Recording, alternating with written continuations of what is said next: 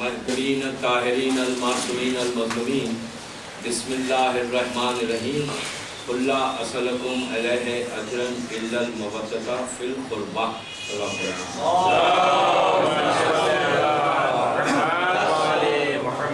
حضرت حسین سلطنت کی 5ویں تقریب تاریخ قائمہ کے عنوان ہے، اسی لیے اس آیت کی تلاوت کی گئی کہ اس آیت میں اللہ ان ائمہ کی محبت مانگ رہا ہے۔ رسول کی رسالت کی پوری اجرت، پوری محنتوں کی جو اجرت ہے وہ ان ائمہ کی محبت، ہم جو محبت کر رہے ہیں وہ اجر رسالت ادا کر رہے ہیں، اور اجر رسالت ایسے واجب عمل ہے کہ بغیر اجر رسالت کے عبادتیں قبول نہیں، پھر انسان وہ ظالموں کی فہرست میں آتا ہے۔ اسی لیے جو ہمارا عقیدہ ہے اور جو ہمارے علماء لکھتے ہیں وہ یہی کہ اگر اہل بیت کی محبت نہیں ہوگی تو تم رسول کی رسالت کی اجرت نہیں دو گے، اور اگر اجرت نہیں دو گے تو پھر تمہارے جتنے اعمال ہیں وہ بغیر اجرت کے ہیں۔ حکم یہی ہے کہ انسان جب تم کسی سے کام لو، مزدور کا پسینہ خشک ہونے سے پہلے، ڈرائی ہونے سے پہلے اس کی اجرت دے دو۔ اگر آپ اجرت نہیں دیتے تو پھر وہ اللہ کی بارگاہ میں آپ کو سوال ہوگا کہ تم نے اس سے محنت لی اور اس کی اجرت کیوں نہیں دی۔ اسی لیے یہ چیز ہم اپنی زندگی میں بھی امپلیمنٹ کریں۔ اگر ہمارے امپلائیز ہیں تو یا آپ ان کو پہلے بتا دیں کہ ہم فلاں تاریخ کو تمہاری اجرت دیں گے 30 دن کی، مثال کے طور پر 5 تاریخ کو دیں گے، 10 تاریخ کو دیں گے۔ مطلب جوائن کرنے سے پہلے آپ کو بتانا پڑے گا، شرع یہ کہتی ہے کہ آپ کو بتانا پڑے گا کہ آپ کس دن آپ اس کو اجرت دیں گے، اس لیے کہ اس دن وہ امید رکھے گا تمہارا اس دن کے بعد اگر تم نہیں دو گے تو پھر تم کو پینالٹی ہے، مطلب جیسے دنیا میں پینالٹی ہو سکتی ہے وہاں اللہ کے بعد بھی پینالٹی ہو سکتی ہے، پھر تمہارا کوئی عمل اس وقت کا نہیں، اس لیے کہ تم نے کسی مسلمان سے اجرت لی اور مسلمان کو واپس نہیں کیا اس کی محنت کی اجرت، تو پھر تم اس کے جواب دہ ہوگے۔ یہ ایسا مسئلہ ہے کہ اس کو ہم اگنور کر کے بیٹھتے، ہم نہیں سوچتے کہ یہ ایسی چیز کیا ہے۔ جب دنیا میں چھوٹے سے کام کے لیے اللہ اتنا سختی سے آپ سے سوال کر رہا تو یہ تو رسول کی رسالت کی اجرت ہے۔ بداخلی ہے کہ ہم تاریکیوں میں تھے، اندھیرے میں تھے، رسول نے ہم کو نور عطا کیا، ہم بت پرستی جہنم میں جاتے تھے، رسول نے جنت دی، ہر چیز رسول نے ہم کو دی، اللہ کا بتایا پورا احکام بتایا۔ اگر ہم اس کی اجرت نہ دیں تو جیسے ہم دنیا میں مجرم ہوں گے تو اللہ کی بارگاہ میں مجرم ہوں گے۔ اسی لیے یہ آیت کے بارے میں سختی سے حکم ہے کہ اجر رسالت ادا کرنا ہے، اور اجر رسالت بھی اللہ کوئی ایسی خاص چیز نہیں مانگ رہا ہے کہ جس سے ہم نہیں دیکھ سکتے۔ کوئی ایسی چیز نہیں ہے کہ جو کوئی ایسا انسان نہیں ہے کہ جو اجر رسالت ادا نہیں کر سکتا۔ اسی لیے آپ دیکھیں کہ کتنی آسان چیز رکھی گئی، اتنی آسان چیز کہ جو ہر آدمی کے اس میں کوئی بھی ادا کر سکتا ہے۔ محبت ہی تو کرنا ہے، اور کیا ہے، کچھ پیسہ دینا ہے یا کوئی دوسری محنت کرنا ہے۔ اسی لیے رسول نے اپنی آخری زندگی میں آخری جو خطبہ ارشاد فرمایا کیا کہا تھا کہ انی تارکم فیکم ثقلین، کتاب خدا اور اطرت، ان دونوں کے ساتھ مل کے رہو، محبت سے رہو تو تم کو روز محشر میں تم سے ملاقات کروں۔ رسول نے بھی یہی کہا، قرآن میں بھی اللہ یہ کہہ رہا ہے کہ قل لا اسألکم علیہ اجرا الا المودۃ فی القربى، کہ بس تمہاری پوری رسول کی رسالت کی اجرت، محنت وہ یہ ہے کہ تم ان کی اہل بیت سے محبت کرو۔ صلوات پڑھے محمد جو اجر رسالت ادا کرے وہ کس کی؟ ان معصومین کی۔ کل ذکر چوتھے امام تک ہوا، امام زین العابدین علی ابن حسین علیہ السلام۔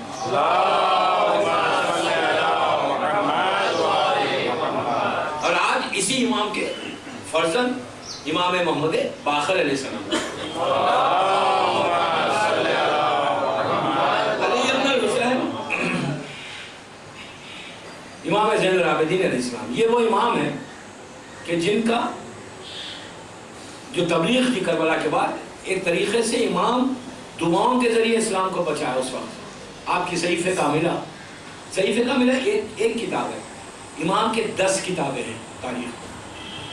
ہماری جو لائبریریز جلائی گئی نا اس میں کئی کتابیں چلی گئی، لیکن صحیفہ کاملہ کے بارے میں ایک بات کہوں کہ ایجپٹ میں جو الازہر یونیورسٹی ہے، بڑی مشہور یونیورسٹی مسلمانوں کی، جو اس وقت سینٹرل پوائنٹ ہے پورے دنیا کے مسلمانوں کی، الازہر یونیورسٹی کیرو کے اندر ہے۔ میں جا چکا وہاں پر، بالکل مین جو ڈاؤن ٹاؤن ہے کیرو کا، مسجد امام حسین کے نام کی جو مسجد الکبیر ہے جہاں پہ جا کر ان کے صدر اور سب نماز پڑھتے ہیں، اس کے بالکل قریب جو ہے الازہر یونیورسٹی ہے۔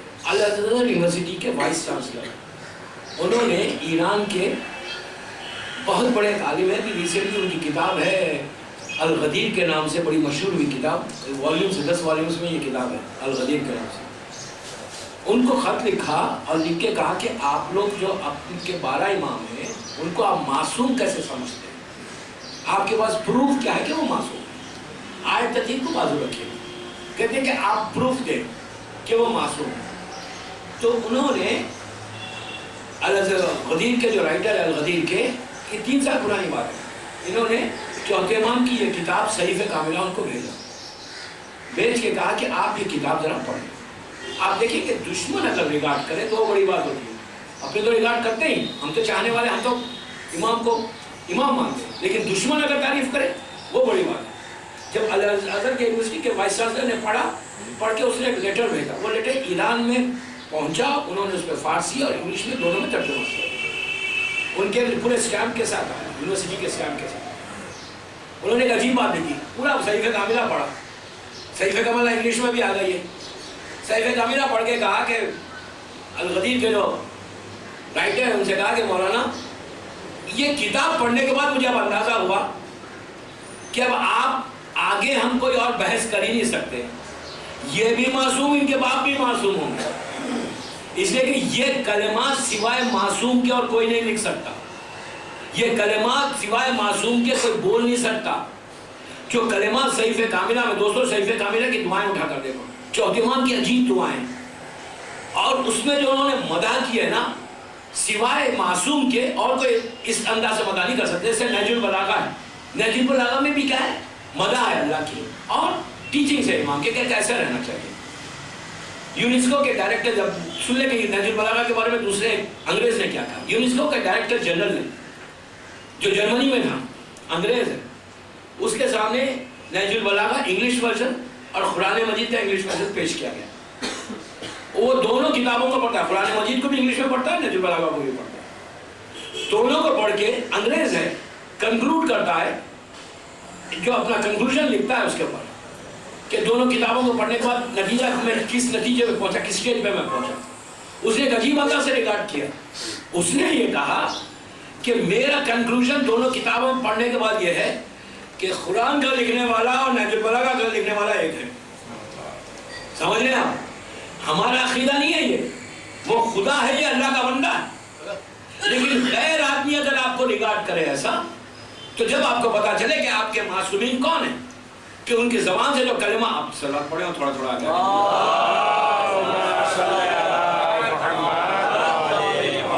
اور صلوات پڑھ لیں،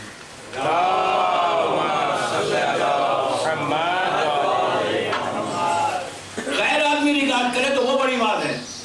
ہوتا کہ نہج البلاغہ کا رائٹر اور قرآن کا رائٹر ایک ہی ہے، اس لیے کہ معصومین جن کے ذہن سے جو کلمات نکلتے تھے نا، تو وہ سوائے معصوم کے اور کوئی نہیں بتا سکتا کہ کس انداز سے اللہ کی مدح کی جائے۔ تو مطلب چوتھے امام کے کئی واقعات ہیں، میں ان واقعات کو سب کو چھوڑتا ہوں اس لیے کہ آپ کو پتا ہے کہ 30-35 منٹ میں، 40 منٹ میں ایک امام کی پوری زندگی کو تو سم اپ نہیں کر سکتے، میں تو صرف امپورٹنٹ باتیں بتا رہا ہوں، پھر انشاءاللہ موقع ملا تو پھر ڈیٹیل میں امام کے اس میں جاؤں گا۔ ایک صلوات پڑھیں محمد۔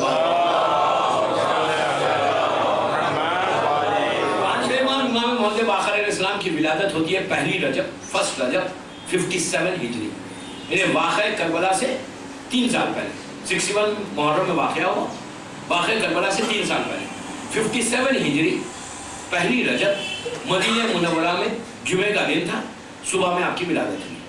آپ کے پدر بزرگوار ہمارے چوتھے امام ہیں، اور آپ کی ماں جو ہے فاطمہ بنت حسن ہے۔ پانچویں امام کی ایک عجیب بات، یہ پہلا امام ایسا ہے کہ جس کی ماں بھی، باپ تو سید ہے، ماں بھی سیدانی ہے، ایسا کسی کو نہیں ہوا اوپر، یعنی مولا جناب فاطمہ بنت حسن سیدانی کا، سید کا سلسلہ شروع ہوا حضرت علی اور بی بی فاطمہ سے، جو ان کی اولاد ہے وہ سید ہے، یعنی حضرت علی اور بی بی فاطمہ کی جو اولاد چلی وہ سید چلی، لیکن ماں جیسا مظلوم ہے کربلا کی ماں بی بی فاطمہ تھی، لیکن اولاد جو چلی امام حسن بھی چھوڑ دیں، چوتھے امام کی ماں جناب شہربانو، 5ویں امام کی ماں جناب فاطمہ بنت حسن. تو یہ پہلی بی بی ہے, پہلا امام ہے کہ جو آ کر نسل حسن اور نسل حسین ایک ساتھ چلی. سورہ رحمان میں اللہ نے کیا کہا؟ مرج البحرین یلتقیان بینہما برزخ لا یبغیان, کہ ہم نے, سورہ رحمان کیا ہے کہ ہم نے زمین پہ دو دریا, دو ریورس کو جاری کیا. مرج البحرین یلتقیان بینہما برزخ لا یبغیان, جاری کیا دو دریاؤں. سورہ رحمان میں اللہ کہہ, اس کے فوراً بعد کہتا ہے کہ ان دریاؤں سے ہم نے دو موتی نکالے, لولو اور مرجان. پوچھا گیا کہ یہ دو موتی کون ہیں؟ تو معصوم اللہ کے رسول نے کہا کہ ایک حسن تھے ایک حسین. لولو حسن ہے, مرجان حسین. اللہ کہہ رہا ہے کہ ہم نے اس دریا سے, اور مرج البحرین یلتقیان جو دو دریاؤں کے بارے میں کہا گیا کہ ایک علی ہے ایک فاطمہ, دونوں کو ملایا. اللہ نے کہا کہ ہم نے دونوں ریورس کو ملایا. رسول کہتے ہیں کہ یہ دونوں ریورس ایک مولا کائنات ہے ایک حضرت علی ہے. اس طرح یہ ریورس چلی. اس کے بعد ان ریورس سے دو موتی نکلے, پرلز نکلے, اور ان پرلز کا ایک لولو ہے ایک مرجان ہے. لولو حسن کو کہا, مرجان حسین کو کہا. اب اللہ کہہ رہا ہے کہ ہم نے اس دریاؤں سے دو موتی جاری کیے. اب یہ دو موتی تو مسلسل سلسلہ چلنا چاہیے. اگر نسل امامت صرف حسین ابن علی میں رہتی تو سورہ رحمان کی یہ آیت کا مفہوم واضح نہیں ہوتا. اللہ نے ماں کی طرف سے امام حسن کی بیٹی کو لیا, ادھر سے الحسین کی طرف سے امام زین العابدین کو لیا, اور لے کر پھر اب نسل حسن اور نسل حسین امام زمانہ تک چل دی. صلوات پڑھیں محمد.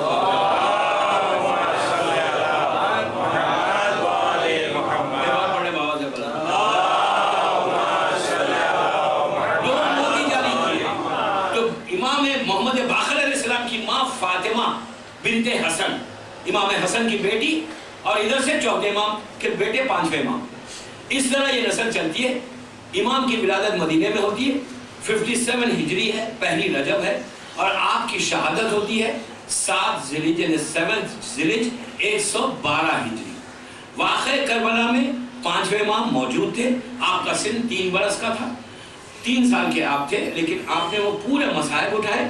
واپس آنے والے بچوں میں شام میں 5ویں امام تھے, یا 1 یا 2 بچوں کے بارے میں روایت میں, ادروائز صرف 5ویں امام واپس آئے. بچپنا پورا کربلا کے ساتھ, آپ کا جو بچپنا گزرا وہ تو مصیبتوں میں ہی گزرا. پورا واقعہ کربلا آپ کے سامنے ہوا, شام اور کوفہ اور پورے وہاں کے حالات. پھر اپنے بابا کے ساتھ زندگی گزارتے ہیں. 95 ہجری میں چوتھے امام کی شہادت ہے.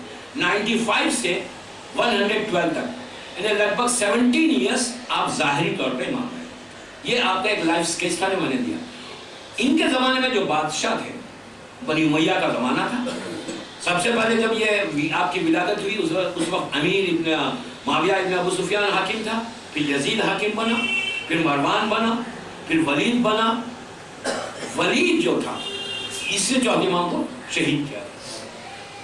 ولید بڑا ظالم ترین انسانوں میں ولید کا نام. ولید کے بارے میں یہ ہے کہ شاید میں نے لاسٹ ایئر یہ بات کہی تھی کہ جو لیزرڈ ہے نا, مرنے کے بعد یہ لیزرڈ بن گیا.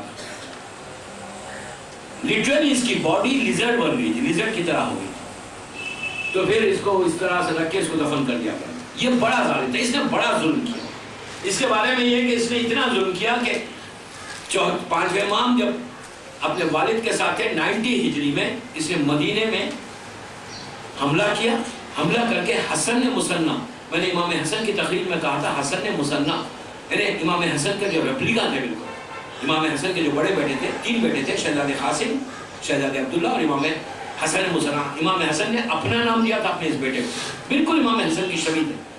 یہ کربلا سے بچ کر آئے تھے زخمی ہو کر. حسن مصنع اپنی دادی نے مولا کی اور بی بی فاطمہ کا جو گھر تھا مسجد نبوی میں, وہاں رہتے تھے.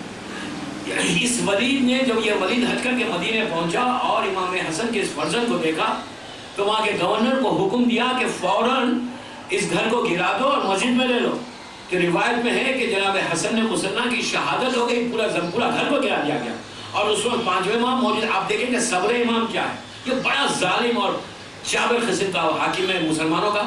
لیکن جب اسلام پہ وقت آیا تو یہی 5ویں امام آگے بڑھے اور اپنے دین کو بھی بچایا, ولید کی بھی مدد کی. یہ جو کرنسی کا تصور آج ہمارے پاس ہے نا, سکے, کرنسی, نوٹ تو ابھی آئے لیکن پہلے کیا تھا, سکے تھے, جس کو پہلے اشرفی بھی کہتے, گولڈ کوائنز بھی ہوتے تھے, ڈیپنڈ اب جو آپ کے پاس کرنسی کا تصور ہے، اسلامک حکومت کی کرنسی کا تصور ہے، اس کی ایجاد 5ویں امام کی ہے. پہلے کرنسی کا تصور نہیں تھا، تھی کرنسی اسلام کی پوری. آپ دیکھیں کہ چوتھے امام کے زمانے تک اسلام کہاں پھیل گیا تھا، یمن اور ایجپٹ اور ایران، ہر طرف. ایران میں نہیں تھا لیکن دوسرے مقامات تک پورے مڈل ایسٹ میں مسلمان تھے. لیکن کرنسی کون سی چلتی تھی؟ روم کی کرنسی چلتی تھی. اس وقت جو دو بڑی طاقتیں تھیں، حکومتیں تھیں، ایک مسلمان کی حکومت، ایک عیسائی حکومت، دو حکومتیں تھیں. اور عیسائی حکومت جو تھی وہ روم میں اس کا دارالخلافہ تھا، کیپٹل تھا، روم میں وہ بادشاہ رہا. اس کی کرنسی اسلامک حکومت میں چلتی تھی. ولید نے مصر میں خط لکھا، مصر کے گورنر کو لکھ کے کہا کہ جو ہمارے پاس کپڑا آتا ہے، جو سامان آتا ہے، اس پہ جو ٹریڈ مارک ہوتا ہے، جو مارک ہوتا ہے، وہ عیسائی حکومت کا مارک ہوتا ہے. میں یہ چاہتا ہوں کہ ہماری اسلامی کی اتنی بڑی حکومت ہے، اس کا مارک کر دو. تو اس نے مانا نہیں. یہ بات اس نے روم کے حاکم کو لکھ دیا. اور روم کا حاکم اس وقت بڑھتا تھا ایران میں، خسرا، یہ جو بڑا خسرا فیملی تھی، وہاں پہ اس کا حاکم بڑھتا تھا. اس نے خط لکھا ولید کو، تحفے بھیجے، اپنے ایک انوائے کو بھیجا، ایک وزیر کو بھیجا، بھیج کے کہا کہ پلیز آپ یہ ٹریڈ مارک کا چینج مت کریں، اور یہ انعامات میں آپ کو دے رہا ہوں، آپ خاموش رہیں. ولید نے اسے ایکسیپٹ نہیں کیا، اس کو واپس کر دیا. سیکنڈ ٹائم پھر بھیجا، پھر اس نے واپس کر دیا. تیسری مرتبہ اس نے خط سٹرونگ لیٹر لکھا روم کے حاکم ولید کو کہ اگر تم اپنی میری کرنسی تمہاری کنٹری میں اگر تم ہٹانا چاہتے ہو تو یاد رکھو تم ہٹا نہیں سکتے، بلکہ میں اس کرنسی کے اوپر تمہارے رسول کی شان میں گستاخی لکھ کر پورے مملکت اسلامیہ میں تقسیم کر دوں گا. اس لیے کہ میری کرنسی چل رہی ہے، میری اتھارٹی ہے، میں کرنسی، میری کرنسی تمہارے ملک میں چلتی ہے، تو جو میں چاہوں گا وہ ہوگا. اب ولید پریشان ہو گیا کہ اگر کرنسی کے اوپر، سکوں کے اوپر رسول کی شان میں آ جائے تو مسلمان ملک میں یہ سکے کیسے چلیں گے. اب یہ پریشان ہوتا ہے، پریشان ہو کے بڑے بڑے لوگوں کو بلاتا ہے، بلا کے کہتا ہے کہ اب کیا کرنا چاہیے. یہ اگر ایسا کر دے تو پھر ہمارا ملک ختم ہو جائے گا، ہماری حکومت ختم ہو جائے گی، ہمارے رسول کی شان میں گستاخی لکھے گا. لوگوں کے سب تو جاہل تھے، ان کے تو سمجھ میں نہیں آیا، ان کو کیا معلوم یہ کیا ہے. اس میں اٹھتا ہے، اٹھ کے کہتا ہے کہ فرزند علی موجود ہے، علی ابن حسین، ان کو بلا. ولید لکھتا ہے لیٹر گورنر مدینے کو اور کہتا ہے کہ امام محمد باقر کو فوراً بھیجو. 5ویں امام آتے ہیں، اس لیے کہ آپ کا نام محمد ہے اور آپ کا لقب باقر ہے. محمد نام ریپیٹ کیا گیا، پہلا کوئی امام ہے جس کا نام محمد ہے. اچھا میں ایک یہاں بات رک کے آپ کو بتا دوں کہ ہمارے 12 اماموں میں جو اماموں کے نام ہیں نا، 4 امام کے نام علی ہے، 3 امام کے نام محمد ہے، 2 امام کے نام حسن ہے، ایک موسیٰ ہے، ایک جعفر ہے، ایک حسین ہے. علی 4 دفعہ ریپیٹ کیا گیا 12 اماموں میں. مولا کائنات ہے، چوتھے امام ہے، امام رضا غریب ہے، اور 10ویں امام ہے، ان کا نام علی. محمد 3 دفعہ ریپیٹ کیا گیا، 5ویں امام، 9ویں امام، اور ہمارے زمانے کا امام. زمانے کا امام کا نام محمد ہے. اس کے بعد حسن 2 اماموں میں ریپیٹ کیا گیا، امام حسن اور 11ویں امام. اور پھر 3 امام بچتے، مظلوم کربلا. 6ٹھے امام جعفر ریپیٹ نہیں کیا گیا، موسیٰ ریپیٹ نہیں کیا گیا، حسین ریپیٹ نہیں کیا گیا. محمد آپ کا نام تھا. اور علم ایسا تھا، اس لیے کہ جناب 5 امام کے بارے میں یہ ہے کہ علم آل محمد جو انہوں نے پہنچا. باخر کے معنی کیا ہے؟ باخر کے معنی ہے کھولنا، کھولنے کی، اوپن کرنے کی.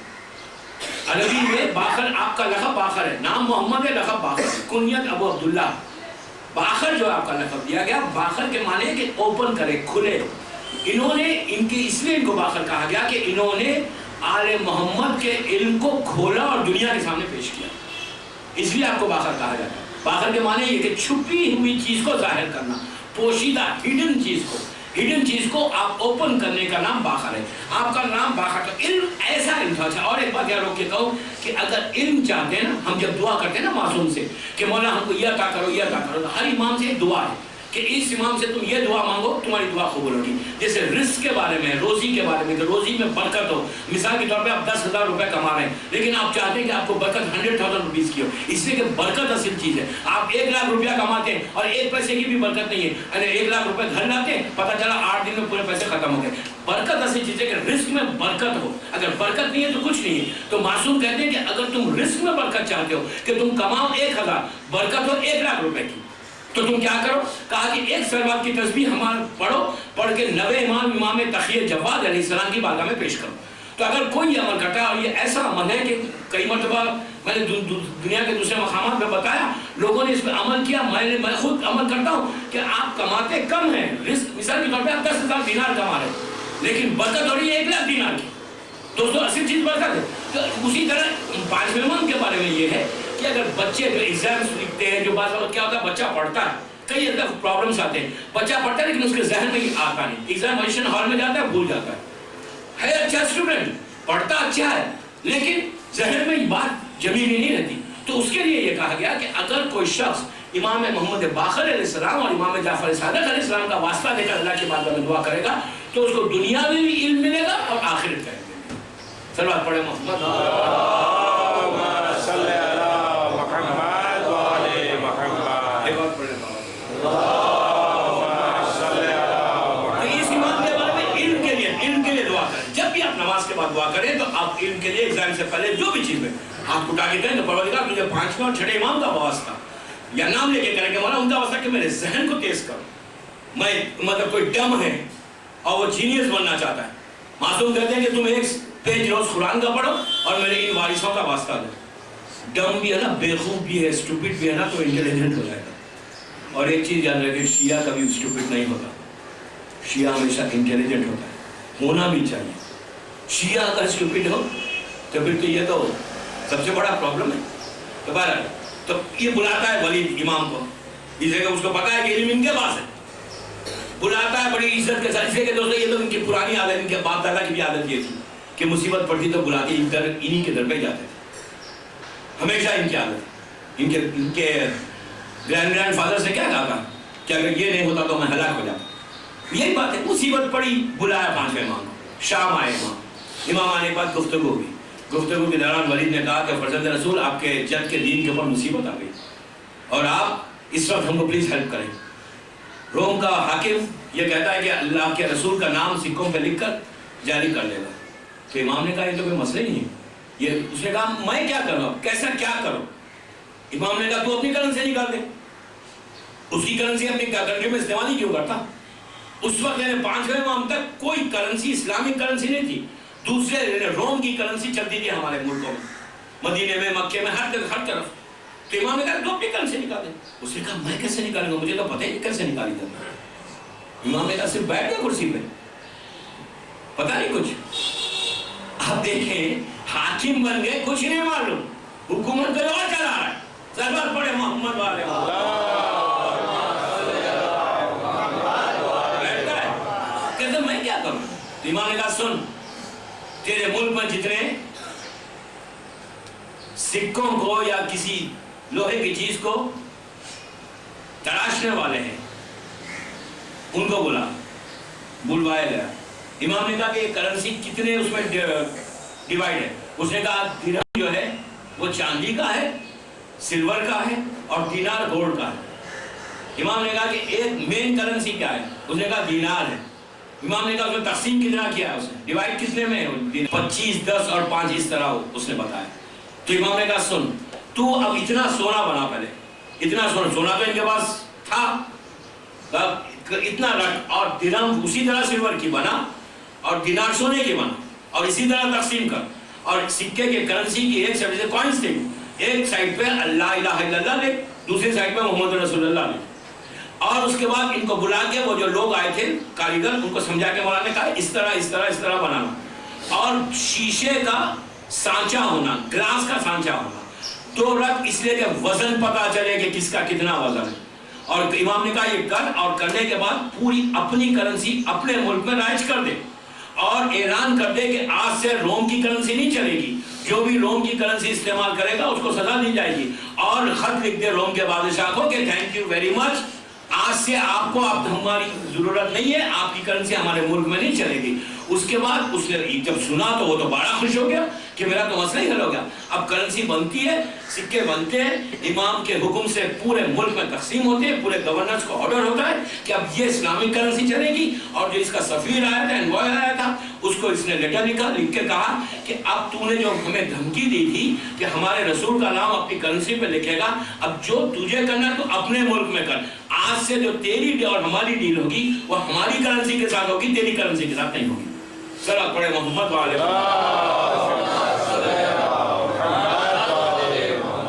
اس طرح امام نے اس دور کے کرنسی کا کام کیا اور ولید کی مدد کی. امام واپس آتے ہیں مدینہ واپس آنے کے بعد امام کی جو عام زندگی ہے ایک عجیب انداز کی ہے دوستو. رات کی تاریکی، راوی کہتا ہے کہ رات کی تاریکی تھی، اندھیرا تھا، بارش ہو رہی ہے. میں نے دیکھا کہ امام کی پشت پہ کچھ سامان ہے. میں نے پوچھا مولا اتنی رات میں کہاں جا رہے ہیں؟ تو امام نے کہا میں سفر پہ جا رہا ہوں. اس نے کہا کیا میں آپ کی ہیلپ کروں سفر میں؟ تو امام نے کہا نہیں میری ہیلپ کرنے کی ضرورت نہیں، میں ٹھیک ہوں. رات کا وقت ہے، وہ واپس گھر آ گیا. آپ دیکھیں کہ امام وقت ہے، حجت خدا ہے، لیکن پریکٹیکل لائف کیسی ہے ان کی؟ جو اصل امپورٹنٹ چیز ہماری لائف میں اس کو امپلیمنٹ کرنا ہے. صرف دوستو 1 گھنٹہ بیٹھ کر یا آدھا گھنٹہ بیٹھ کر کسی معصوم کا ذکر سننا، اپنی نالج کو امپروو کرنا، چلے جانا نہیں ہے. اس سے تو کوئی فائدہ ہی نہیں ہے کہ آپ کی نالج خالی امپروو ہو رہی ہے. ہم کوئی سٹوری نہیں پڑھ رہے ہیں یا کوئی کتاب نہیں پڑھ رہے ہیں کہ ہم کسی اچھے پرسنالٹی کی کتاب ہم نے پڑھی، ان کا کیریکٹر، ان کی لائف دیکھی اور چلے گئے. نو، جب بھی معصوم کا حکم بھی ہے آپ کو محبت کیسے پڑے گی جب تک آپ ان کی چیزوں کو اپنی لائف میں نہیں لائیں گے. یہ نہیں کہ 10 دن ہم محرم کے بیٹھے اور سنے اور چلے جائیں. جب بھی کسی امام کا ذکر سنو، کوئی چیز سنو، تو اس میں کم از کم 1 گھنٹے میں کوئی ایسی چیز ہم اپنے پاس. میں نے جیسے کل غفلت کے بارے میں کہا، یہ مت سوچ کے بیٹھو کہ جو بھی ہے ہم بالکل صحیح ہے، بالکل کوئی ہم میں کوئی پرابلم نہیں ہے. نہیں، ہر انسان میں کوئی نہ کوئی مسئلہ ہے، ہر انسان میں کوئی نہ کوئی پرابلم ہے. 5ویں امام کا ذکر سنا، 4تھے امام کا ذکر سنا، مولا کا ذکر سنا، ہم نے لیا کیا؟ خالی یہاں رسالہ میں بیٹھ کے مجلس کر کے چلے جانا، یہ تو مجلس نہیں ہوئی. ہماری 1 گھنٹے میں اگر ہم نے امام کی کوئی باتیں سنی تو ہمارے دل میں وہ خواہش پیدا ہو، وہ آرزو ہو، ہم کوئی وعدہ کریں، عہد کریں، پرومس کریں. لڑکی لڑکا سب میری آواز سن رہے ہیں، سب کوئی ایک تو پرومس کرو کہ مولا ہم نے آپ کی 8-10 باتیں سنی، کم از کم ایک بات ہمارے پاس آؤ. اور دوستو ایک چیز یاد رکھو، اسلام کیا کون سا مذہب ہے؟ ہمارا مذہب. ہمارے مذہب میں کرنے کی بھی ضرورت نہیں، آپ کے ساتھ ہم نہیں کر سکتے، امپاسبل ہے آپ کے لیے کوئی چیز کو امپلیمنٹ کرنا لائف میں، but at least you can pray. آپ دعا تو کر سکتے ہیں. اسلام وہ کہتا ہے کہ اگر تم صرف نیت کرو گے تو اللہ اس کی نیت کا اجر تمہیں عطا کرے گا. سمجھے؟ اس میں فرق کوئی نہیں پڑتا. آپ کی زبان سے آپ کلمہ جاری کرنا ہے، زبان سے کہنا ہے صرف، اور دل سے کہنا ہے کہ مولا پلیز ایک موقع دو، گیو اس چانس. ایک موقع دو کہ ہم کوئی نہ کوئی چیز آپ کی لائف کی امپلیمنٹ کریں. اب جو واقعہ آپ کو سنانے جا رہا ہوں، اس سے کم از کم ہم یہ سوچیں کہ ہم کیا کریں. Are we doing the same thing? کیا ہم اپنی لائف میں کبھی ہم نے کیا؟ اگر ہم نے نہیں کیا تو پھر فائدہ کیا ہے؟ 5ویں امام راوی کہتا ہے، اب سنیں، راوی کہتا ہے کہ رات کا وقت ہے، آدھی رات ہے. دیکھیں دوستوں، اس وقت میں ہوتا ہے، ہم دوسرے سٹائل سے کر سکتے ہیں. امام یہ نہیں کہتا کہ جس سٹائل سے، جس انداز سے میں نے کیا تم بھی اسی انداز سے کریں. نو. اب راوی کہتا ہے کہ رات کا وقت ہے، آدھی رات ہو گئی. میں نے امام کی پشت پہ سامان دیکھا، پوچھا کہاں جا رہا ہے؟ کہا میں سفر پہ جا رہا ہوں. بول کے وہ چلا گیا.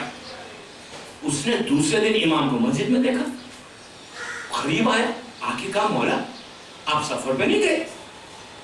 تو امام نے کہا کون سا سفر؟ اس نے کہا رات میں آپ نے کہا تھا سفر پہ گیا، کہ آپ نے پوسٹ پون کر دیا، ملتوی کر دیا. امام نے کہا جو تو سفر سمجھ رہا ہے وہ سفر نہیں تھا. تو سمجھ رہا ہے مدینے سے مکے کا سفر ہے؟ نہیں، وہ اس دنیا سے اس دنیا کا سفر تھا. یہ سمجھے ہی نہیں.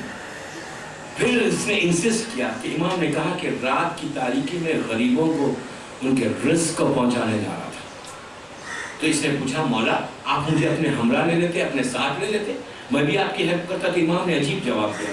امام نے کہا میں نہیں چاہتا کہ کوئی غریب دیکھ لے اور اسے شرم محسوس ہو. امام جو تقسیم کرے، یہ کون تقسیم کر رہا ہے؟ کہ جس کے سامنے پورا واقعہ کربلا ہوا ہے، جس کے سامنے پورا گھر بھوکا شہید ہوا، وہ امام. ہم 1 روپیہ دیتے ہوئے شرماتے ہیں کہ ہم کیوں دیں، ہمارا پیسہ خرچ ہو جائے. ہم کتنا دیتے ہیں؟ یہ مت سمجھو کہ تم بہت دیتے ہو. عزیز ہم کچھ نہیں دیتے جو حق ہے دینے کا. جو حق ہے نا وہ نہیں کرتے. حاتم طائی کے بارے میں بڑا مشہور ہے نا.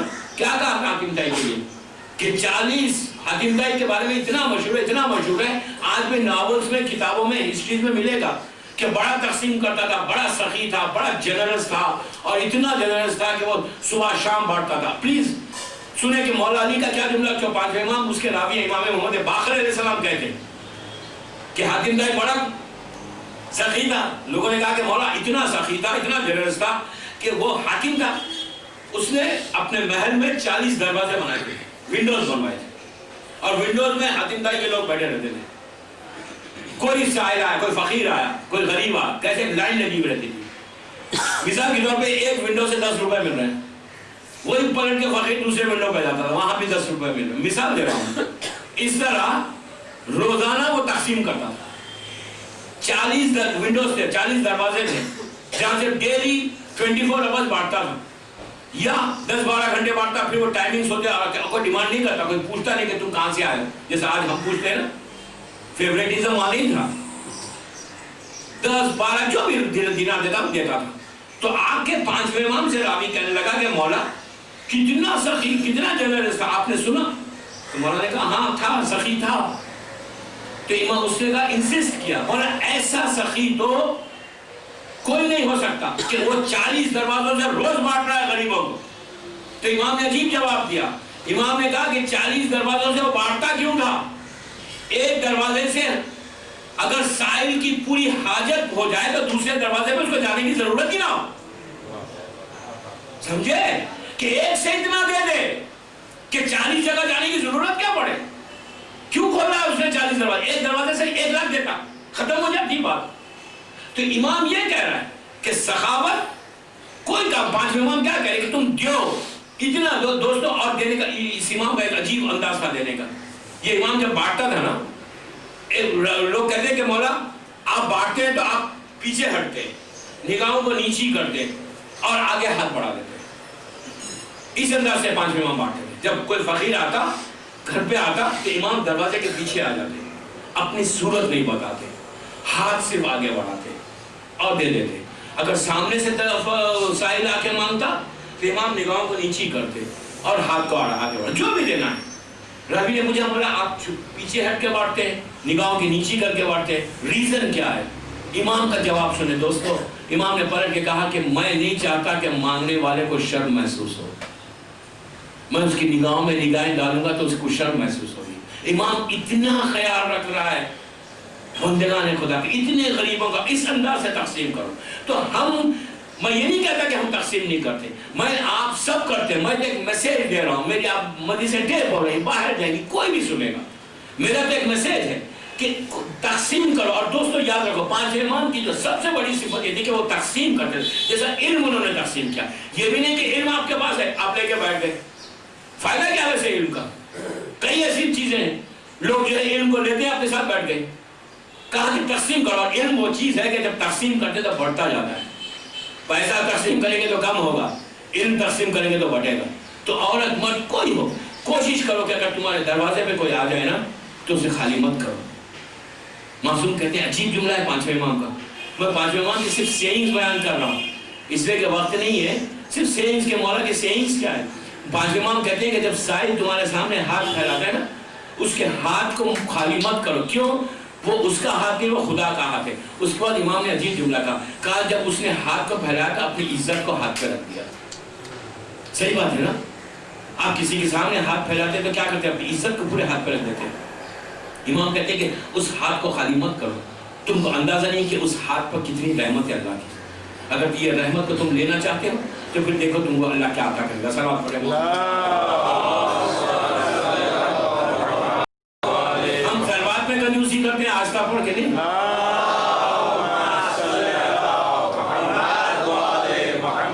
دوستو کوشش کرو کہ پانچ امام کی جب ہم بات کر رہے ہیں، امام محمد باقر علیہ السلام کی، تو کم از کم آج اس امام کے دل کو خوش کریں. اس فرش عزا پہ بیٹھ کے وعدہ کریں، اپنے اپنے دل میں وعدہ کریں. کسی کو بولنے کی بھی ہم کو ضرورت نہیں کہ مولا ہم کوشش کریں گے کہ کوئی ایک چیز آپ کے ہمارے اس میں آ جائے. ایک چیز آ جائے، اگر امام کی سیرت کا کوئی ایک پہلو ہماری زندگی میں آ جائے تو پھر اس انسان کی زندگی بدل جائے، ریولیشن آ جائے گا، انقلاب آئے گا. علم کا یہ عالم، امام کے علم کا، سخاوت کا سنا، علم کا سنے. امام کو اسی ولید نے شام بلوایا تھا، بلوا کے قید کر دیا. اور جب شام سے قید سے زندان سے چھوٹ کے واپس آ رہے تھے تو راستے میں امام نے دیکھا کہ شام اور کوفے کے درمیان ایک ہجوم ہے، لوگوں کا ایک ہجوم ہے. پوچھا کہ یہ ہجوم کیوں ہے؟ تو کہا یہاں پہ ایک کرسچن راہب، عیسائی راہب رہتا ہے، اس کا گرجا، اس کی عبادت گاہ ہے، اور وہ سال میں ایک دن نکلتا ہے، آج اس کے نکلنے کا دن ہے. تو امام نے کہا یہ لوگ کیوں جمع ہیں؟ تو کہا آج ایک دن نکلتا ہے، اس کے بعد جو سوال کرتے ہیں اس کا جواب دیتا ہے، اور یہ پریڈکٹ کرتا ہے، بتاتا ہے. تو لوگ اپنی اپنی حاجتوں کو لے کے اس کے پاس گئے. تو امام بھی گئے اور اس مجمع میں ٹھہر گئے. ضعیف 103-4 سال کا راہب باہر نکلا، گرجا سے باہر نکلا، اس نے پورے مجمع کو دیکھا. جیسا آپ نے دیکھا نہیں ویٹیکن میں پوپ کھڑے رہتے ہیں، نیچے کھڑے رہتے ہاتھ وہاں ہلاتے ہیں، وہی انداز. اوپر کھڑا ہوا رہا، بالکل ویٹیکن اس زمانے کا ویٹیکن سمجھا. اوپر کھڑا ہوا، نیچے پورا مجمع کھڑا ہوا ہے. سب کو وہ ہاتھ ہلاتے ہلاتے امام محمد باقر پہ نگاہ پڑی.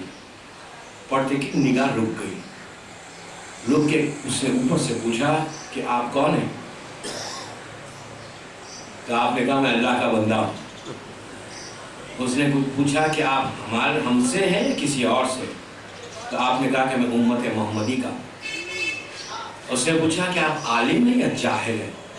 اب امام جواب کیا دے؟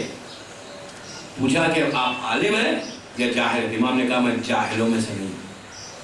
پھر اس نے پوچھا آپ کوئی حاجت لے کر آئے؟ امام نے کہا لوگ میرے پاس حاجت لے کر آتے ہیں. پھر اس نے پوچھا کہ کیا میں آپ سے کوئی سوال کروں؟ امام نے کہا کہ جو پوچھنا ہے پوچھ. اسٹائل وہی تھا جو ان کے دادا کا تھا کہ جو پوچھنا ہے پوچھ. اب پورا مجمع جو اس کے لیے آیا تھا راہب کے لیے پلٹا امام کی طرف. علم امام محمد باقر علوم علوم علوم ہے، علوم کا پورا گہنا انہوں نے تقسیم کیا. اس نے پلٹ کے پوچھا کہ یہ بتائیے کہ وہ کون سا وقت ہے 24 گھنٹے میں، 24 آورز میں؟ وہ راہب پوچھتا ہے امام سے، پورا مجمع سن رہا ہے، عیسائی مجمع. وہ کون سا وقت ہے، کون سا ٹائم ہے 24 آورز میں؟ نہ دن میں ہے نہ رات میں.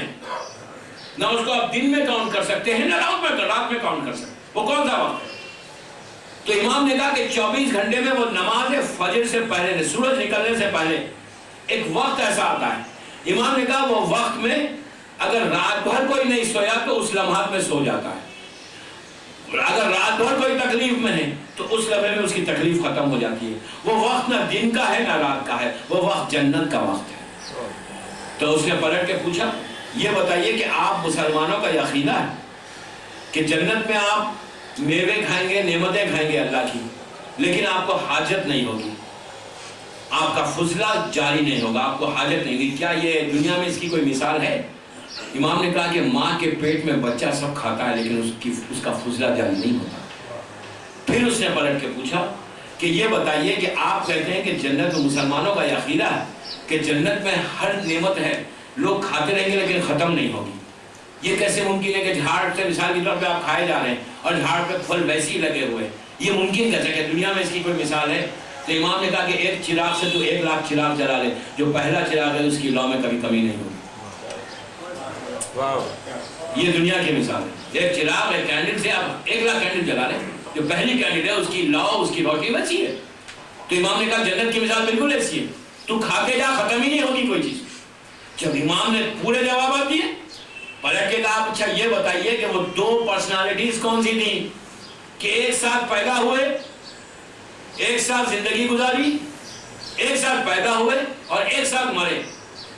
پیدا ایک ہی دن ہوئے، مرے بھی ایک ہی دن. ایک کی لائف 50 ایئرس کی تھی، ایک کی لائف 150 ایئرس کی تھی. وہ کون سے 2 تھے؟ 2 آدمی کون سے دنیا میں ایک ساتھ پیدا ہوتے، مرے ایک ساتھ، دونوں ایک ساتھ مرتے ہیں. لیکن جب مرتے ہیں تو ایک کی لائف، ایک کی ایج 50 ایئرس کی ہے، ایک کی ایج 150 ایئرس کی. یہ کیسے ممکن ہے؟ تو امام نے قرآن کی وہ آیت پڑھ کے سنائی. امام نے کہا وہ 2 بھائی تھے، عزیزان، دونوں نبی تھے، پیدا ایک ساتھ ہوئے. 30 سال کے بعد اللہ نے ایک بھائی کو اٹھا لیا، 100 برس کے بعد پھر زندہ کیا. جب زندہ کیا تو وہ پھر 20 برس اپنے بھائی کے ساتھ زندگی گزارتا ہے.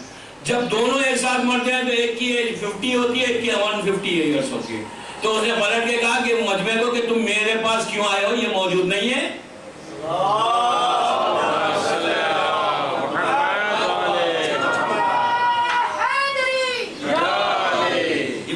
کو اس نے پلٹ کے مجمع کو کہا کہ اب مجھ سے سوال نہیں کرنا، جب اتنا بڑا عالم تمہارے درمیان میں ہے۔ اس کے بعد روایت میں ہے کہ وہ نیچے اترتا ہے، نیچے اتر کے کہتا ہے کہ میں تو آپ ہی کا انتظار کر رہا تھا، اس لیے کہ ہماری کتابوں میں پوچھتا ہے کہ آپ ہیں کون، کیا آپ نبی ہیں؟ تو کہا نہیں میں نبی نہیں ہوں، میں نبی کا وارث ہوں۔ تو کہا آپ حقیقی وارث ہیں؟ تو کہا ہاں میں حقیقی وارث ہوں۔ تو کلمہ پڑھ کے کہتا ہے کہ میں انتظار کر رہا تھا اس گرجا میں، اس چرچ میں، کہ وہ کوئی ہماری کتابوں میں، پرانی کتابوں میں تھا کہ ایک نبی آئے گا یا نبی کا وارث آئے گا جو آ کر علم کو دنیا میں اس طرح پھیلائے گا۔ پوچھتا ہے نام پوچھ کے، وہ راہب جو 100 برس سے تھا اور 100 برس سے جو لوگ مسلسل اس سے پوچھ رہے تھے، اب امام کے بعد آ کر اسلام کو قبول کرتا ہے۔ آپ نے دیکھا کہ اگر نالج ہے کوئی کسی چیز کی بھی، اسلام کی اگر نالج ہے تو بڑے بڑے سورماؤں کے گھٹنے ٹکوا سکتے ہیں، اپنے علم سے مذہب کو پروپوگیٹ کر سکتے ہیں، مذہب کو پہنچا سکتے ہیں۔ تو دوستو علم کے ساتھ زندگی گزارو، آل محمد کا علم بہت ہے، جتنی ہو سکے یہ کوشش کرو کہ ہم علم آل محمد سیکھ کے ہم دنیا کے سامنے اسلام کو ایسا پہنچائیں جیسا امام زمانہ آپ سے چاہتا ہے۔ صلوات پڑھیں محمد۔ اس امام کے بڑے واقعات ہیں کہ جس سے ہم کو پتا چلا کہ امام محدب آخر کا کنٹریبیوشن کیا ہے، لیکن وہی افسوس کہ وقت نہیں ہے۔ اب چھٹے امام کے حالات اس لیے کہ مجھے مجلسیں سے 5 رہ گئی، 4 ایکچوئل 9 محرم تک کی مجلسیں، عاشورے میں تو صرف ذکر ہوگا، اور پورے 11 امام تک کے واقعات ہیں۔ کل کوشش کروں گا کہ چھٹے امام اور 7ویں امام ایک ساتھ پڑھ دو، اور اسی طرح 8ویں امام اور 9ویں امام اور 11ویں امام تک پہنچوں گا۔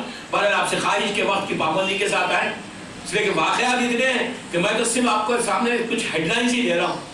پورے واقعات امام کی زندگی کی تو 57 ایئرس کی آپ کی لائف ہے، 57 ایئرس میں اتنے آپ کے سامنے آپ کے کمالات ہیں، اتنے آپ کے خطبے ہیں، اتنے آپ کے سیئنگز ہیں، اتنے آپ کے جو مناظرے ڈیبیٹس ہیں۔ آپ نے یہودی علماء کے ساتھ ڈیبیٹس کیا، عیسائی علماء کے ساتھ ڈیبیٹ کیا، مجوسی علماء کے ساتھ جو خدا کو نہیں مانتے۔ انہی کے زمانے کا ایک عجیب واقعہ، ایک شخص آگے کہتا ہے کہ میں خدا کو تو مانتا ہی نہیں، اور اس نے اس انداز سے گفتگو کرنا شروع کی، اس انداز سے گفتگو کرنا شروع کی۔ پلیز غور سے سنیں کہ وہ کوئی ایسا جملہ منہ سے جاری نہیں کرتا تھا کہ جس سے وہ پکڑا جائے، لیکن وہ خدا کو نہیں مانتا۔ ہر طریقے سے لوگوں نے سمجھانے کی کوشش کی کہ خدا اس طرح سے سمجھایا، اس طرح سمجھایا، زمین اور آسمان کو دیکھ کے کہا پہچانو، چاند اور سورج کو دیکھ کے کہا پہچانو، لیکن وہ مانتے ہی نہیں۔ وہ ڈیسائیڈ کر کے بیٹھا ہوتا ہے کہ مجھے خدا کو مانا نہیں ہے، اور وہ اپنے عقیدے کو پروپوگیٹ کرنے لگا اسلامک حکومت میں۔ لوگ پریشان ہوئے، یہ مریض پریشان ہوتا ہے ہر طرف کے۔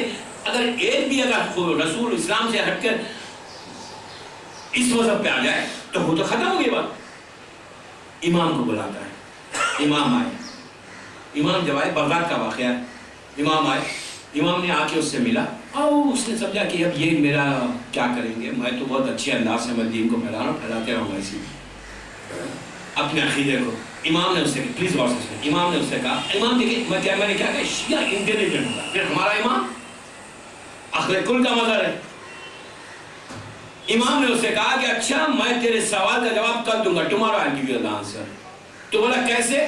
تو بولے امام نے کہا کل صبح 10 بجے تو آنا، میں 10 بجے پہنچ جاؤں گا۔ اس نے کہا ٹھیک ہے۔ امام نے چلتے وقت کہا کہ میں نے تجھے 10 بجے کہا ہے اس وقت پہ تو پہنچنا۔ اس نے کہا میں پہنچ جاؤں گا۔ دوسرا دن آیا، وہ 10 بجے سے پہلے آ گیا اور امام نہیں آیا۔ آدھا گھنٹہ گزرا، 1 گھنٹہ گزرا، امام نہیں آیا۔ اب امام کے چاہنے والے پریشان کہ امام نے یہ وعدہ خلافی کیسے کی۔ 1 گھنٹے کے بعد امام آتے ہیں، اس نے پوچھا کہ آپ نے تو بڑا وعدہ کیا تھا، وقت کا بات کی تھی اور آپ ہی نہیں پہنچے۔ امام نے کہا میرے ساتھ ایک عجیب واقعہ ہو گیا، اس لیے مجھے تاخیر دیر ہوئی۔ میں دجلہ سے آ رہا تھا، اور دجلہ کا جو ٹرانسپورٹیشن ہے کراس کرنے کا اس ریور کو، چھوٹی چھوٹی بوٹس ہیں۔ تو امام نے کہا جب آج میں دجلہ، پلیز غور سے سنیں کہ امام نے اس کو کیسے قائل کیا۔ امام نے کہا کہ جب میں دجلہ پانی ریور کے پاس پہنچا تو میں نے ایک عجیب منظر دیکھا۔ اس نے مجھے کیا منظر دیکھا؟ امام نے کہا جب میں دجلہ کے پاس پہنچا تو میں نے دیکھا کہ ایک کشتی ہے، ایک چھوٹی سی بوٹ ہے، اس میں کوئی ملہ نہیں ہے، کوئی چلانے والا نہیں ہے۔ وہ کشتی پیسنجرز کو کیری کر رہی، بٹھاتی ہے، آگے بڑھتی ہے، ایک سپاٹ پہ جا کے وہ پیسنجرز کو اتارتی ہے، پھر دوسرے پیسنجرز کو بٹھاتی ہے، پلیز غور سے سنیں، دوسرے پیسنجرز کو بٹھاتی ہے، پھر دوسرے سپاٹ پہ جاتی ہے، اتارتی ہے، پھر لوگوں کو چڑھاتی ہے۔ امام کہہ رہے ہیں کشتی میں کوئی ہے ہی نہیں، کوئی ملہ نہیں ہے، کوئی چلانے والا نہیں ہے، خود بخود جا رہی ہے، اٹھا رہی ہے، چھوڑ رہی ہے۔ جب امام نے یہ کہا تو وہ ہنسنے لگا، ہنس کے مجمع کی طرف دیکھ کے کہنے لگا کہ تم کس کو لے کر آ گئے کہ جن کو یہ پتا نہیں کہ ایک کشتی بغیر ملا کے چلتی نہیں. امام نے کہا اپنے بارے میں کیا خیال ہے؟ اپنے بارے میں کیا خیال ہے؟ تو یہ کہہ رہا ہے کہ چھوٹی سی کشتی بغیر کسی ملا کے نہیں چلتی، تو یہ کائنات کیسے چل رہی ہے؟ یہ کائنات کیسے چل رہی ہے؟ جب کشتی نہیں چل سکتی دنیا میں تو زمین اور آسمان کا یہ نظام، ایک ٹائم پہ سورج کا نکلنا، ایک ٹائم پہ غروب ہونا، اس طرح زمین اور آسمان ایک ساتھ، چاند اور سورج، ہر چیز جو کیلکولیٹڈ ہے، یہ کون چلا رہا ہے؟ تو کہتا ہے خدا نہیں ہے، تو جب کشتی کا تو مان پڑے تو وہ روایت کا جملہ ہے کہ فوراً خدموں میں گر گیا اور پھر ان کے کہنے لگا کہ لا الہ الا اللہ محمد رسول اللہ.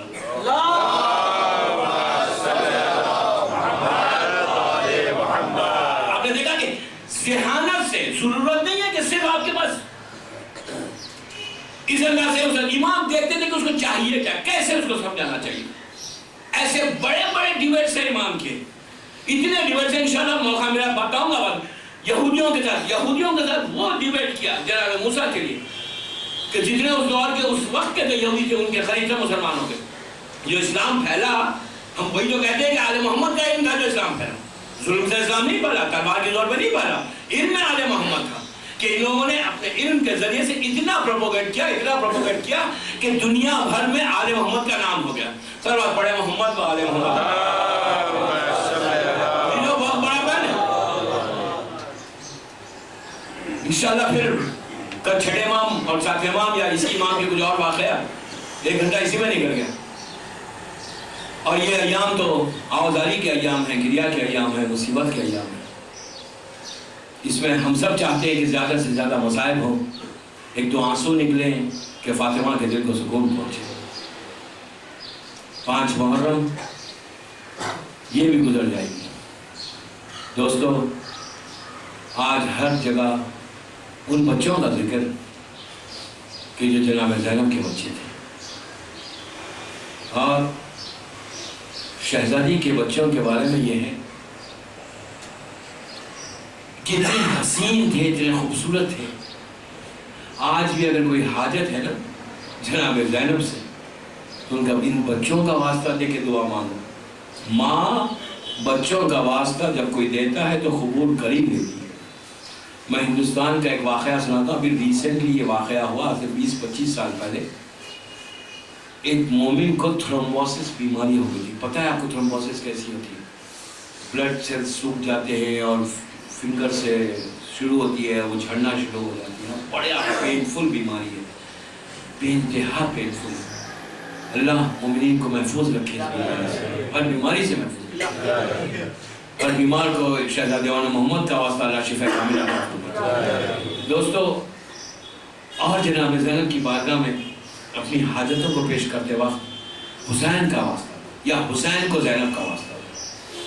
روایتوں میں ہے کہ اگر کوئی مظلوم کربلا کو ثانیہ زہرا کا واسطہ دے تو حسین اس کی دعا رد نہیں کرتا. اسی طرح ابو الفضل کو شہزادی زینب کا کوئی واسطہ نہیں. کہ اس بندے نے جو جس کو تھرومبوسس ہو گئے تھے، بڑا تکلیف کی، اس نے اول محمد کو خطاب کر کے کہا کہ اپنے ماں سے کہو مجھے شفا دے. یہ کہتا ہے کہ میں نے خواب میں دیکھا کہ دونوں شہزادے اپنی ماں سے کہہ رہے ہیں کہ اماں اس مومن کو شفا دے. تو ثانیہ زہرا نے کہا کہ بیٹا میں نے بھیا سے کہا ہے. اور وہ کہتے ہیں، یہ خود خواب کہتا ہے کہ میں نے شہزادی نے کہا کہ میں نے بھیا سے کہا. پھر دیکھتے ہیں دوسرے دن یہ خواب دیکھتا ہے کہ مظلوم کربلا اور ثانیہ یہ سید ہے. اس نے شملے کے شہزادی کا چہرے مبارک کو نہیں دیکھا، ایک عکس دیکھا. شہزادی سامنے ہے اور حسین ابن علی ہے. یہ عجیب واقعہ، وہ شخص نے اب اس کو ایسی شفا ہوئی، تھرومبوسس کی بیماری رک گئی، بالکل پرفیکٹ ہو گیا. وہ لوگ کہتے ہیں کہ میڈیکل یہ میریکل ہے کہ اس طرح تھرومبوسس کا رکنا، ورنہ عموماً رکتا نہیں، آپریشن سے کاٹ دیا جاتا ہے. وہ کہتے ہیں کہ میں نے خواب میں دیکھا کہ مظلوم کربلا اور ثانیہ زہرا آئی اور دونوں شہزادے. شہزادی نے حسین سے کہا بھیا میں نے بچوں سے وعدہ کر لیا. حسین نے کہا کہ بہن اس کی قسمت میں نہیں ہے، لیکن شہزادی نے کہا کہ بھیا میں نے بچوں سے وعدہ کر لیا، اسے شفا دے دے. تو حسین نے کہا کہ بہن جو تم نے وعدہ کیا وہ وعدہ حسین کو پورا ہے۔ اس کے بعد ایک کپڑا تھا اس شخص کے پاس، پیروں پہ ڈال دیا۔ وہ کہتا ہے کہ جب صبح میں نے اٹھا تو میرا کپڑا میرے پیروں پہ تھا اور مجھے ایسی شفا ہوئی کہ 8 دن کے اندر میں بالکل وہ بیماری غائب ہو گئی۔ تو دوستو اگر ثانیہ زہرا کو مظلوم کربلا کا کوئی واسطہ دے تو حسین پورا کرتے ہیں۔ اور آج ان بچوں کی شہادت، اس ماں کی شہادت کہ جس نے بچوں کا ماتم نہیں کیا، بلکہ ہمیشہ یہ کہتی رہی کہ علی اکبر زینب نے تمہارے اوپر اور محمد کو قربان کر دیا۔ جب ماتم کیا یا علی اکبر کا کیا یا عباس کا کیا یا حسین کا کیا، لیکن وہ جب لمحہ آیا اور جب شہزادے چل رہے تھے تو اس وقت زینب نے ایک جملہ کہا تھا بچوں سے کہ بچوں جنگ کرتے ہوئے نہر کی طرف نہیں جانا، اس لیے کہ یہ خیال رہے کہ سکینہ پیاسی ہے، جھولے میں علی اصغر پیاسا ہے۔ اور وہی ہوا جب بچے گھوڑے سے زمین پر آئے اور حسین پہنچے تو بچوں نے یہی پوچھا کہ ماموں یہ بتائیے ہمارا رخ کدھر ہے؟ حسین نے کہا بچوں تمہارا رخ نہر کی طرف نہیں ہے۔ تو کہا کہ جا کے اماں سے کہہ دینا کہ ہم نے نہر کا رخ نہیں کیا۔ اب جب میتیں آئیں تو میتوں کے درمیان زینب نے شکر کا سجدہ کیا اور کہا کہ بچوں ماں شرمندہ اور شکر گزار ہے تمہاری کہ تم نے ہماری بات سنی۔ اور اس کے بعد جب کبھی موقع ملا تو علی اکبر کا ماتم یا حسین کا ماتم، ایک موقع ایسا آیا تھا، بس میں نے زحمت کو تمام کیا، جب رہائی ملی اور یزید نے جب رہا کیا تو امام زین العابدین نے کہا کہ پھوپھی اماں اب چاہے تو شام میں رہے چاہے تو مدینہ جائے۔ زینب نے کہا میں شام سے مدینہ اس وقت تک نہیں جاؤں گی جب تک میں بھائی کا ماتم نہ کر لوں۔ یزید سے کہو کہ ایک مکان خالی کیا جائے کہ میں بھائی کا ماتم کروں۔ کتنی خواہش تھی زینب کو مجلس کرنے کی، پہلی مجلس کی بنیاد ڈالی، مکان خالی کیا گیا۔ زینب سیلانیوں کے ساتھ اس مکان میں آئیں اور شام کی عورتوں کو بھی بلوایا۔ شام کی عورتیں یہ سمجھ کے آئیں کہ مدینے کے لوگ ہیں، بڑے گھر کے رہنے والے ہیں، تو بڑی شان اور شوکت کا مظاہرہ کرتے ہوئے آ رہے تھے۔ تو آ کر انہوں نے عجیب منظر دیکھا کہ خاک پہ چند بیویاں بیٹھی ہوئی ہیں، ان میں ایک بیوی بیچ میں ہے جس نے سر کو اٹھا کے پوچھا کیا تمہارے شہر میں پھرسے کا یہی طریقہ ہے؟ وہ لوگ گھر گئے سیاہ پوش ہو کے آئے۔ زینب نے ان کو خاک پہ بٹھایا اور کہا بچوں سنو ہمارا گھر اجڑ گیا، ہمارے بچے مارے گئے۔ عزیزو اس کے بعد ایک ایک وارث کا سر آیا، علی اکبر کا سر آیا تو لیلا آگے بڑھ گئی، قاسم کا سر آیا انہیں فروا نے لے لیا، علی اصغر کا آیا تو رباب نے لیا، عباس کا سر آیا تو بیویوں نے کہا یہ ہمارے پردے کا محافظ تھا، حسین کا سر آیا زینب نے لے لیا۔ سب بیویوں نے اپنے اپنے بدوارثوں کے سر لے لیے، 2 سر رکھے ہوئے تھے جس کا لینے والا کوئی نہیں تھا۔ عورتوں نے پوچھا کیا ان بچوں کی ماں دنیا سے گزر گئی؟ فضا نے کہا ایسے مت کہو، یہ زینب کے بچے ہیں کہ جس نے کبھی اپنے بچوں کا ماتم نہیں کیا۔ بھائی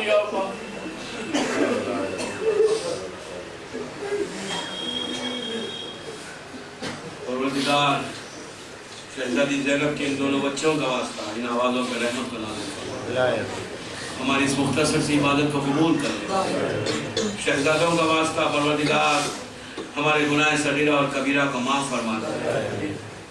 شہزادی اون محمد کا واسطہ ہمیں جو پریشان حال ہے پریشانیوں کو دور کر، جو بیمار ہیں بیمار کربلا کا واسطہ پروردگار انہیں صحت کاملہ عطا فرما۔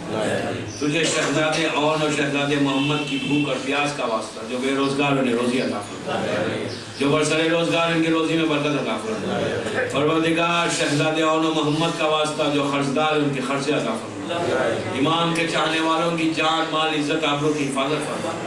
پروردگار عزاداری جہاں جہاں دنیا میں ہو رہی ہے، بالخصوص عراق میں، ایران، لبنان، پاکستان میں، وہاں پہ عزاداروں کی حفاظت فرما، عزا خانوں کی حفاظت فرما، پرچم اسلام کو سربلند فرما، دشمنان اسلام کو نیست و نابود کر۔ شہزادوں کا واسطہ ہمیں توفیق عطا فرما کہ ہم تیرے دین کے اور تیرے بندوں کی خدمت کریں۔ جن کے ماں باپ زندہ ہیں انہیں سلامت رکھ، جن کے ماں باپ دنیا سے گزر گئے ان کی خبروں میں رحمتوں کو نازل فرما۔ پروردگار مقامات مقدسہ کی حفاظت فرما، زمانے کے امام کو سلامت رکھ، تاجیل فرما ظہور سرکار امام میں ہم سب کو امام کے ناصروں میں شمار فرما۔ ایک دفعہ سورہ حمد اور 3 دفعہ سورہ اخلاص کی تلاوت فرما کر خان محمد لاڑی والا اینڈ فیملی سورہ فاتحہ پڑھ۔